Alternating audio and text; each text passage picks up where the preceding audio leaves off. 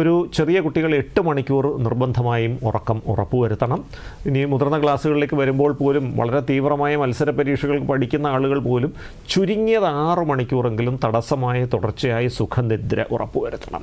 നല്ല ഉറക്കം കിട്ടാൻ വേണ്ടി നിദ്രാ ശുചിത്വ വ്യായാമങ്ങൾ, സ്ലീപ്പ് ഹൈജീൻ എക്സർസൈസസ് പരിശീലിക്കണം. അതിൽ പ്രധാനപ്പെട്ടൊരു ഘടകം നമ്മൾ ഉറങ്ങാൻ ഉദ്ദേശിക്കുന്നതിന് 1 മണിക്കൂർ മുൻപ് ഡിജിറ്റൽ ഉപകരണങ്ങൾ മാറ്റിവെക്കുക എന്നുള്ളത് തന്നെയാണ്.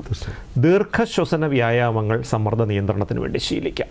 ഉദാഹരണത്തിന് നമ്മൾ നിവർന്നിരുന്നിട്ട് 2 മൂക്കിലൂടെയും ദീർഘമായി ശ്വാസം അകത്തേക്ക് 1 സെക്കൻഡ് സമയം കൊണ്ട് ഉള്ളിലേക്ക് വലിക്കുകയും ഒരു 5 സെക്കൻഡ് സമയം കൊണ്ട് വളരെ സാവധാനം ശ്വാസം പുറത്തേക്ക് വിടുകയും ചെയ്യുക. അതൊരു 25 പ്രാവശ്യം ദിവസം 3 നേരം പരിശീലിക്കുക എന്നുള്ളത് ചെയ്യാവുന്നതാണ്. മറ്റൊരു പ്രധാനപ്പെട്ട സംഗതി കൃത്യമായ കായിക വ്യായാമമാണ്. കായിക വ്യായാമം മാനസിക സമ്മർദ്ദം ലഘൂകരിക്കാനും പഠനം മെച്ചപ്പെടുത്താനും സഹായിക്കും. മൂന്നാമത്തെ പ്രധാനപ്പെട്ട സംഗതി സോഷ്യൽ കണക്ടിവിറ്റി, സാമൂഹ്യ ബന്ധങ്ങളാണ്. ആരോഗ്യകരമായ സൗഹൃദങ്ങൾ, എത്രത്തോളം സൗഹൃദങ്ങൾ സ്ഥാപിക്കാമോ, എത്രത്തോളം നല്ല സൗഹൃദങ്ങൾ സ്ഥാപിക്കാമോ അത്രത്തോളം സമ്മർദ്ദം കുറഞ്ഞിരിക്കും.